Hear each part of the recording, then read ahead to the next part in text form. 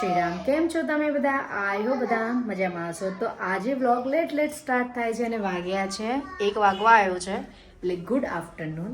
તો જમવાનું પણ પતી ગયું છે અને કામ બામ બધું પતી ગયું છે અને બસ આજે ડીમાર્ટમાં જવાનો પ્રોગ્રામ છે, તો હમણાં જઈએ છીએ. અહીંયા ધ્યાનભાઈ બેઠા છે, એમના મમ્મી ને પપ્પા બહાર ગયા છે. હા તો જીયાન જ ને, ધ્યાન નહીં જીયાન. જીયાન બેઠા છે. હવે એ ધૂન કરી રહ્યા છે, મારી મમ્મી ક્યારે આવે. હવે એમની મમ્મી ના આવે ત્યાં સુધી બેસવાનું, પછી ડીમાર્ટમાં જવાનું પ્રોગ્રામ છે અમારો. જીયાન તાર શું કહેવું? હા કશું કહેવું છે? કશું નહીં કહેવું? ક્યારે આવશે પૂછ? જવાબ આવશે મમ્મી પપ્પા. નહીં તો ચલો ડીમાર્ટમાં જઈએ એટલે તમને મળીએ છીએ. કોણ આવ્યું? હા તમારા ભાઈ? વળગી લો ભાઈ ના, વળગી લો, હગી કર લો ભાઈ ના.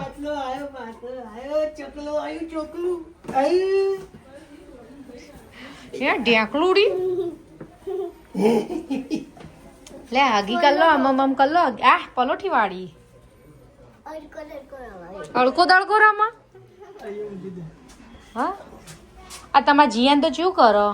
અલે યાર ચારા આવશી યાર, કંટાળ્યો હું યાર, થાકી ગયો યાર. અલે મેં કીધું ખાઈ લે, નહીં ભૂખ લાગ. ઓયથી ખસે નહીં, અમે બે રહ્યો બાર, એ અંદર ના આવે.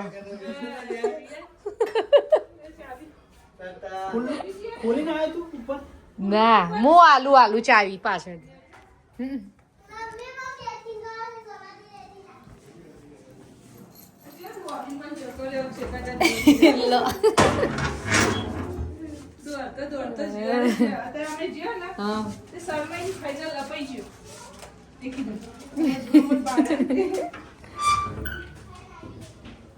ચલ તો ભૂખ નથી લાગી લે, હવે બે જ રે, બે રે. એ બધું તારે જવાનું?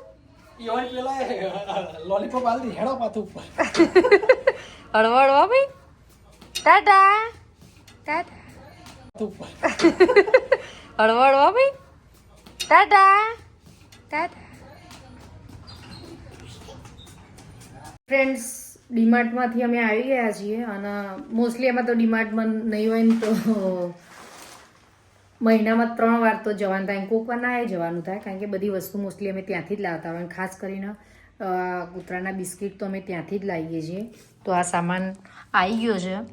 તો આ વખતે તો ગાર્લિક બ્રેડ પણ લાવ્યા છીએ. આ 4 છે બિસ્કિટ છે ડોગીના, પછી આ ચીઝ મતલબ છે, અને આ વખત અને આ બધો નાસ્તો છે.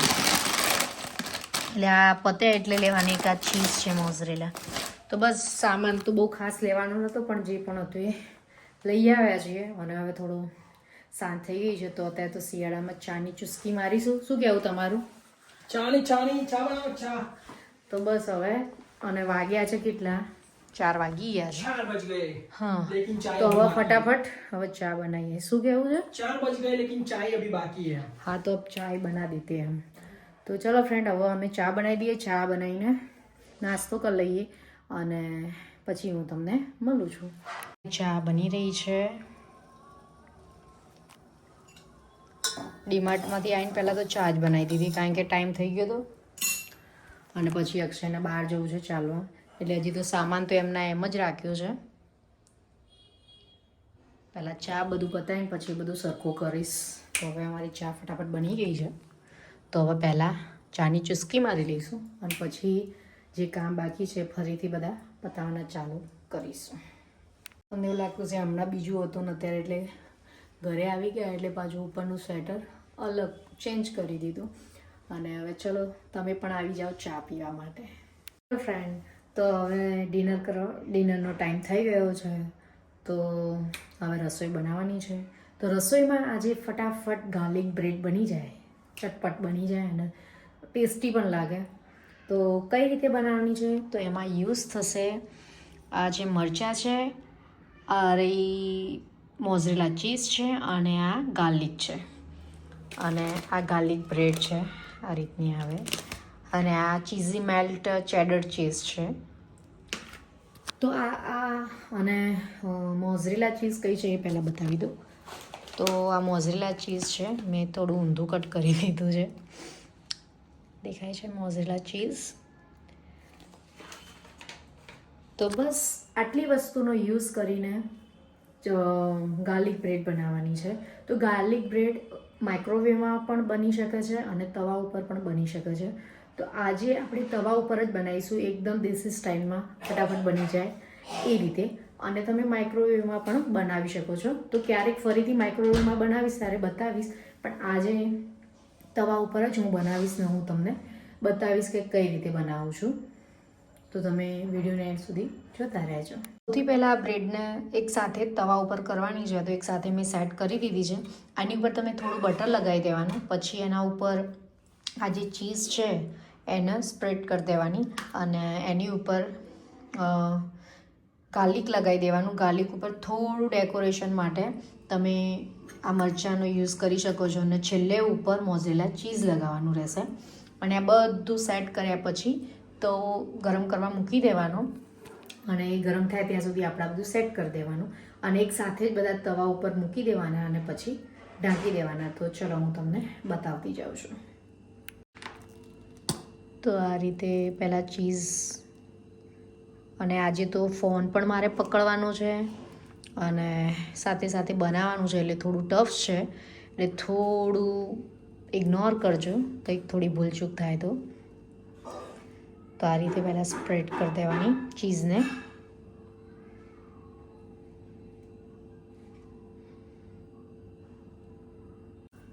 તો આ રીતે સ્પ્રેડ કરી દેવાની. જરૂર તમને જેટલી અનુકૂળ હોય એ રીતે તમે લગાવી શકો છો. અમારે ઉપર મોઝરેલા ચીઝ પણ એડ કરવાની છે એટલે મેં બહુ માઇનોર લગાવી છે.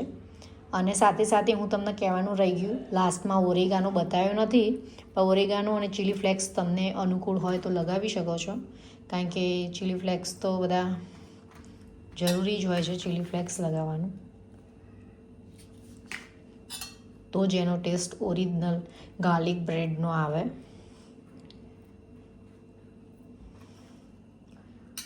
તો બસ આ લગાઈ ગયું છે. હવે ગાર્લિક એડ કરી દેવાનું રહેશે.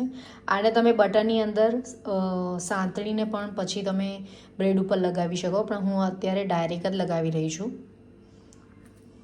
કારણ કે હું ઘણીવાર એવું પણ કરું છું કે બટરને થોડું ગરમ કરી દઉં છું અને એની અંદર ગાર્લિક શેકી દઉં છું અને પછી હું ડાયરેક્ટ જ બધું મિક્સ કરીને જ સ્પ્રેડ કરી દઉં છું. પણ આજે મેં થોડું અલગ કર્યું છે. ક્યારેક એ રીતે બનાવીશ તો પણ હું તમને તમારી જોડે શેર કરતી જઈશ. ગાર્લિક થોડું વધારે જોઈએ તો તમે વધારે નાખી શકો છો.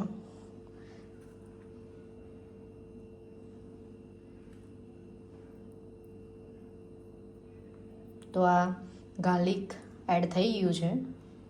હવે ગાર્લિક એડ કર્યા પછી થોડા ડેકોરેશન માટે મરચાંને એડ કરી શકો છો. બેબી કોર્ન પણ તમે યુઝ કરી શકો છો, પણ મેં આજે બેબી કોર્ન યુઝ નથી કર્યા. સ્વીટ કોર્ન પણ યુઝ કરી શકો છો.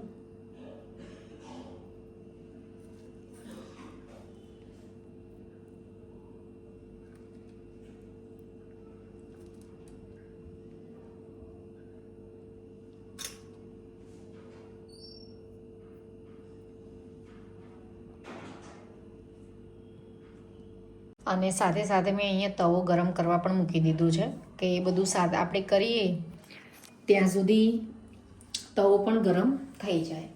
તો ચલો હવે મોઝરેલા ચીઝ એડ કરવાનું બાકી રહ્યું છે. તો હવે મોઝરેલા ચીઝ એડ કરી દઈશું.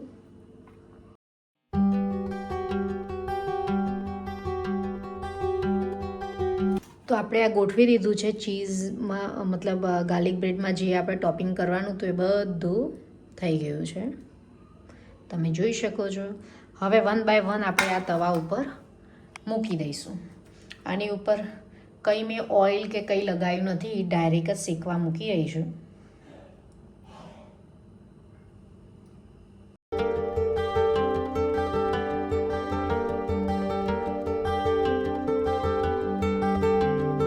તો મેં આ થાળી ઢાંકી દીધી છે કે હવે ઉપર જે ટોપિંગ છે ચીઝ ને બધું પણ મેલ્ટ થાય. તો મે બી 2 થી 3 મિનિટ રાખીને ચેક કરવાનું, એકદમ ધીમા ગેસ ઉપર રાખીને કરવાનું, જેથી કરીને બળી ના જાય. તો હું તમને 2 થી 3 મિનિટમાં બતાવું છું. તો ફ્રેન્ડ્સ, હવે 5 મિનિટ જેવું થઈ ગયું છે, તો હું ઓપન કરીને ચેક કરું છું. ગરમ હશે. વાવ! તો આ મેલ્ટ થઈ ગઈ છે, એકદમ મસ્ત થઈ ગઈ છે. મેલ્ટ થઈ જાય એટલે માની લેવાનું કે આપણી ગાર્લિક બ્રેડ રેડી થઈ ગઈ છે.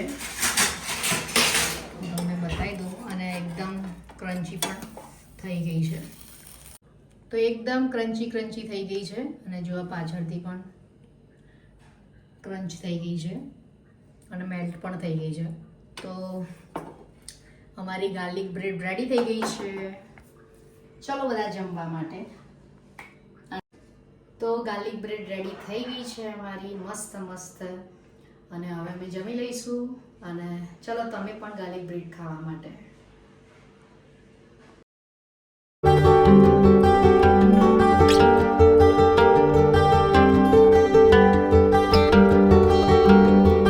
ગાર્લિક બ્રેડ સાથે આ વિડીયોનો અહીંયા જ એન્ડ કરીએ છીએ. નેક્સ્ટ વિડીયોમાં મળીશું. ત્યાં સુધી બધાને જય શ્રી કૃષ્ણ, જય શ્રી રામ. અને અમારો વિડીયો પસંદ આવે અને આ રેસીપી પસંદ આવે તો લાઈક, શેર, સબસ્ક્રાઈબ જરૂર કરી દેજો. અને હવે નવી રેસીપી કઈ બનાવી છે એ પણ કમેન્ટમાં જરૂર કહેજો. Bye, good night.